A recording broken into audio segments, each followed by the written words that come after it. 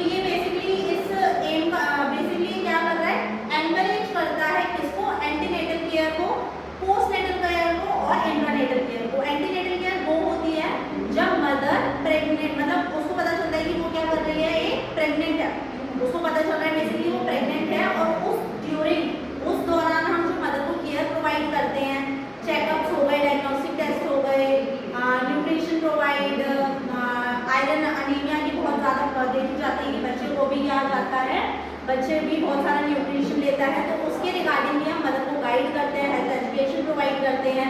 तो ये हमारा किसके अंदर आता है, एंटीनेटल केयर के अंदर। चेकअप्स आ जाते हैं और सेफ डिलीवरीज भी क्या करवाते हैं, कंडक्ट करवाते हैं इस स्कीम के अंदर।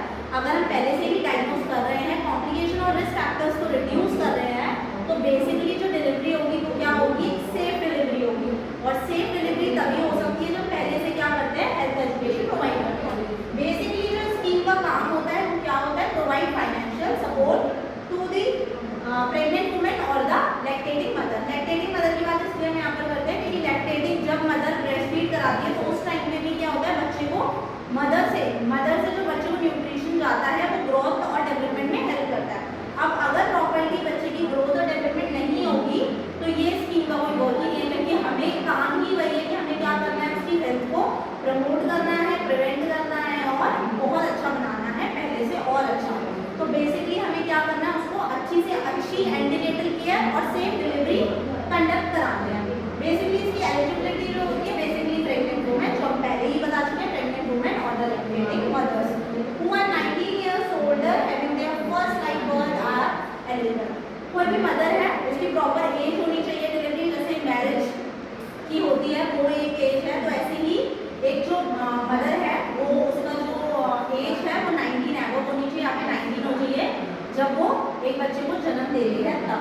तो ये क्राइटेरिया भी अपनाया जाता है, क्योंकि अगर वो इससे कम है तो उसके जो बॉडी के हार्मोन्स हैं वो अभी बेसिकली प्रॉपर तरीके से मैच्योर नहीं है कि वो डिलीवरी को कंडक्ट करवा सके। आपकी बॉडी इतनी सफिशिएंट नहीं है कि एक बच्चे को बर्थ दे सके, तो वहाँ पर मदर का वेट देखा जाता है, उनमें कोई हीमोग्लोबिन की कमी तो नहीं है और कोई हार्मोनल प्रॉब्लम्स तो नहीं है। उन सारी चीज़ों को देखकर 19 एबव ही क्या करना चाहिए, डिलीवरी कंडक्ट करानी चाहिए। तो ये भी क्राइटेरिया देखा जाता है।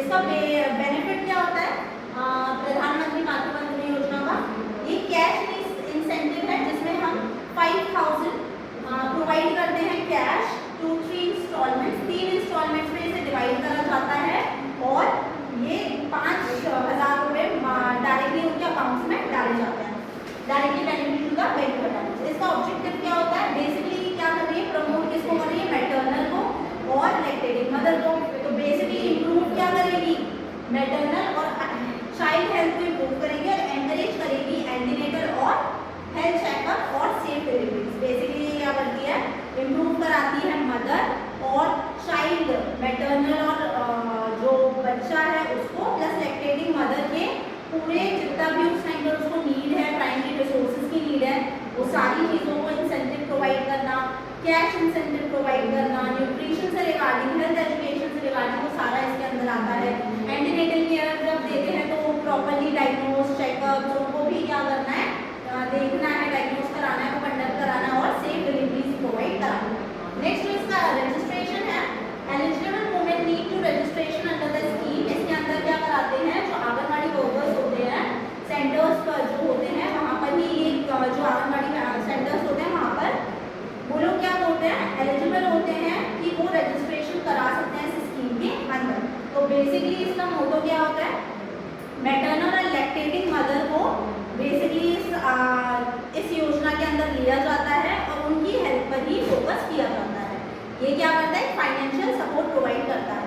तो आज के लिए बस इतना ही। अगर आपको मेरा चैनल अच्छा लगे तो लाइक करें, कमेंट करें और ज़्यादा से ज़्यादा शेयर करें।